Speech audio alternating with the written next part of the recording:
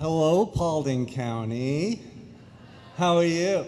First of all, let me just say this. You guys are all looking at me like, come on, speaker boy, bring it on. You got us in here. Now say something. I say pornography a lot, and you can say it with a smile on your face. It's okay, all right? The introductions was a little down and dooster and all that. Trust me, we're going to blow your minds tonight. I've seen the Fight the New Drug parent thing that you're going to see here in a little while, and it's going to blow your mind, all right? So look forward to that. We're going to try and just warm you up a little bit. Sound good? Let me see your smiles. Let me see your smiles. Let me see your smiles. Okay, so first of all, you guys may hear some strange things coming out of my mouth because I have this weird accent sometimes. And let me explain what that is, okay? So I was born in England, lived there till I was 9. And then we moved to Germany, West Germany at the time.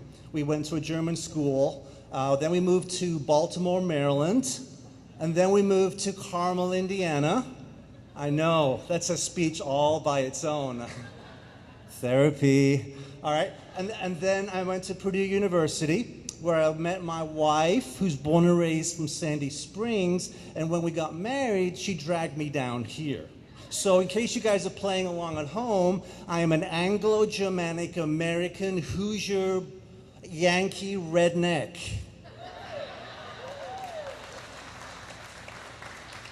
That last part is because I'm from England and I sunburn really easy. Right? Right? Okay. At some point, I may pick this mic up and it's freaking me out. Is that okay? You want to do that? Oh, it's fine. But anyway, I'm a very moving kind of guy, okay? Right now, I'll be stationary. But it's going to be really uncomfortable for me. All right. We're going to show you a world tonight, parents, grandparents, caregivers, that you wish didn't exist, but it does.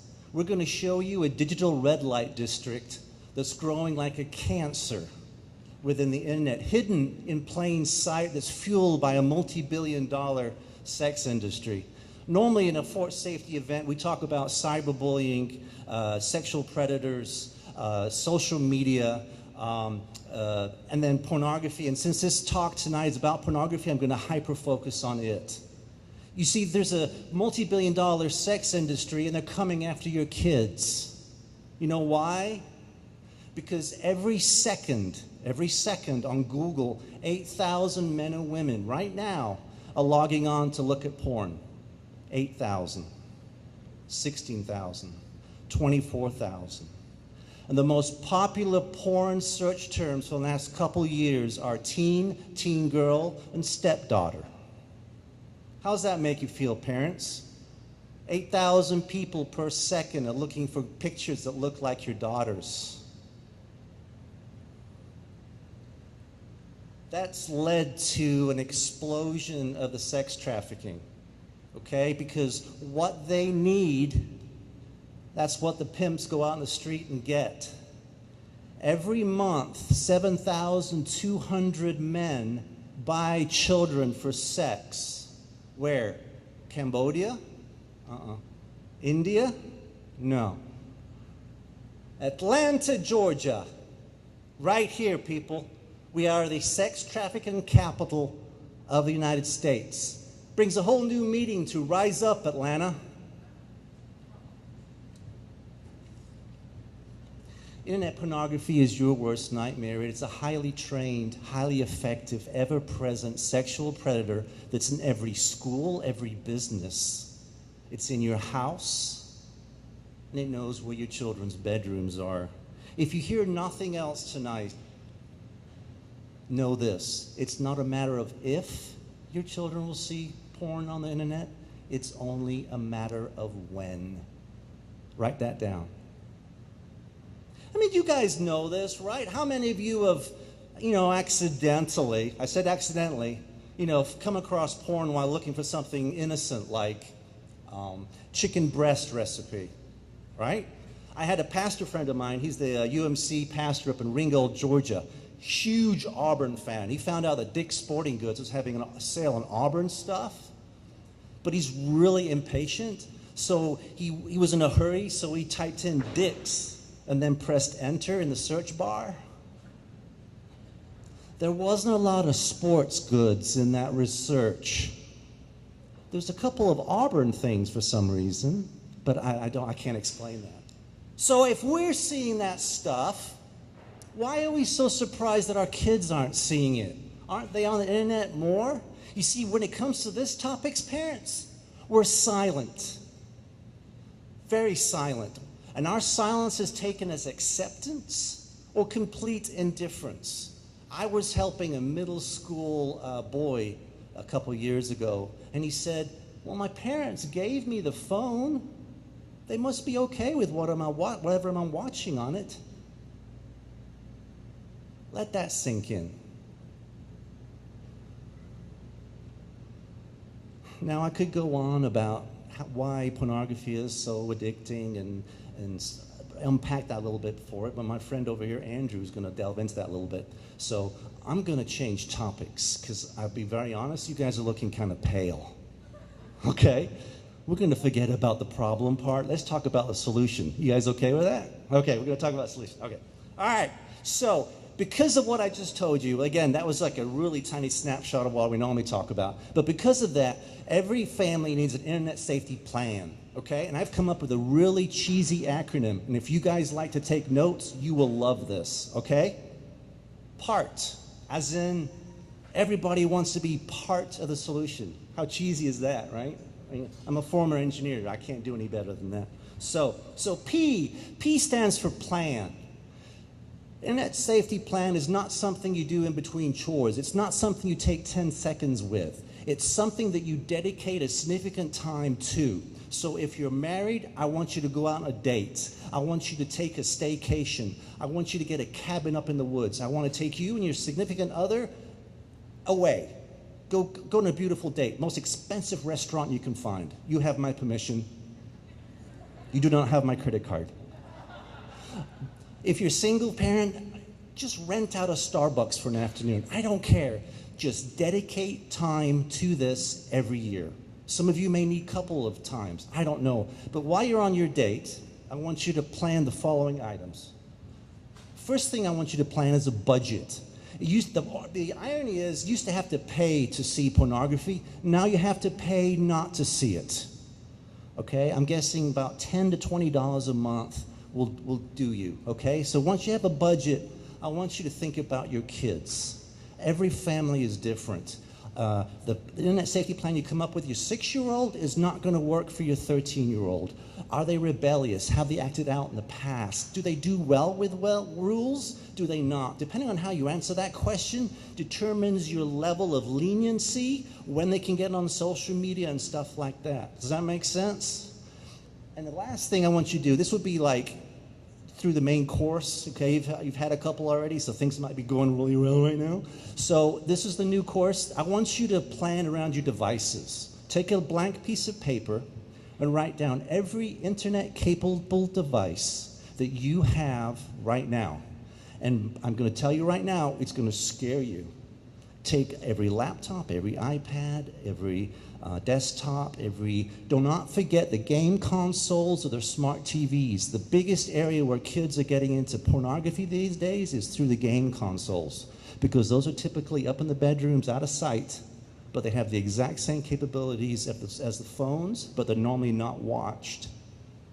Write down all of that, and while you have that list, every single device in your house comes with parental controls. Did you set the parental controls? It takes 2 seconds.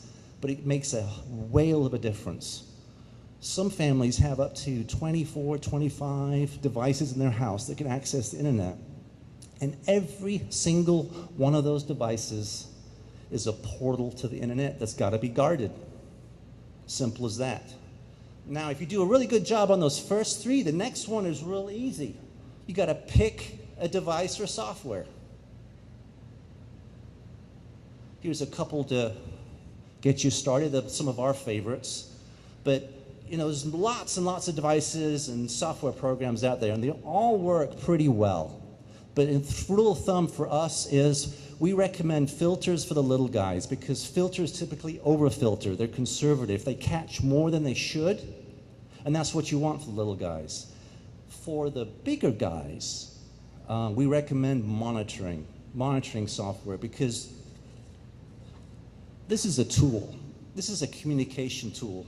And just like you wouldn't just hand a chainsaw over to your kids to use without teaching them how to use it, you got to teach your kids how to use this. And the best way to learn how to use a tool is in a controlled, monitored environment. And that's what monitoring software does. Does that sound good? Are we following along so far? Now the big thing with internet safety plans is people normally go right to this step without doing those first three. And you can't buy a device or a software until you know what your budget is, until you know your kids, and you know what kind of devices you have. That's why there's so much frustration around internet safety plans, because they don't do it in the right order. And then the last part is set screen time. I have a device basket in my house. When everyone comes home, we put our little devices in the basket. And then we have another basket that's for conversation starters. It is so nice to eat dinner or watch TV and nobody's on their devices. Doesn't that sound nice? Yeah. It's your house. I'm not going to tell you how to make it. It's your plan. Make it work for you. But please include some kind of non-screen time for your families. All right? So that was the P. Now the next part is A. Accept. Parents, I need you to accept that this is how it's going to be. We've let the Pandora out of the box. Learn that your kids are going to make mistakes, and you have to be there with open arms, full of grace, there for them. Please accept that if you failed in some kind of relationship that you're trying to teach your kids, that it does not exclude you from giving the same advice to your kids. Accept that you're not broken. Accept that you need to be there for your kids. And here's the big one. Accept that for this to work, everybody in the household, moms, dads, grandparents, the cat, needs to be in on this internet safety plan. Everybody. Everybody. My son had a sleepover a couple years ago, a bunch of guys over, playing Call of Duty. And my rule was, no cell phones in the room at night. So they all went downstairs and they had that basket and they all put their cell phones in it. But one guy, he was like, he's shaking. He couldn't put his cell phone in that basket. He called his mom. Mom, they're taking my phone away from me, Mom. And I said, Mrs. Whatsoever, you can call me. It's okay, but I just have these rules, okay? So everybody is a part of the plan. The dad is responsible, is accountable to the mom, mom to the dad, dad to the mom, parents to the kids, kids to the parents. It's going to be great. The kids are going to be looking at your stuff going, Mom, why are you playing Candy Crush, like 10 hours a day? Dad, why'd you keep going to Victoria's Secret? Well, son, I thought I'd get your mom something nice for Valentine's Day. Dad, it's the middle of July. Dad, silence. But those are great conversations. Those are the conversations we need to have. No more taboos, guys.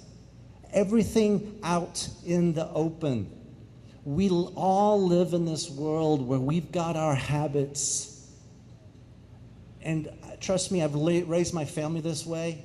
I'm a former addict myself. That's why I'm not up here telling you I'm a perfect human being. I'm a human being that's told me, I don't want you guys to go down the same road I did. There's freedom in not having any secrets. To carry a secret, to carry all those lies, to look in your wife's face when you lied to her again and again, choosing something over her, choosing something over your job. I don't want anyone to go through that. Amen? So that's the accepting part. Now the rules. The rules are, could be anything you want to. Here's just an example of them. But a lot of people they figure they have a software device, they forget the rules. The software is not perfect. You're perfect. The software isn't. So the rules make up for what what you don't have, right? It fills in the gaps. So if this is a very popular slide, so I can send that to you guys if you want to email it to me, but I'm going to move on to the next one real quick. Last is talk. This is my last little bit, okay?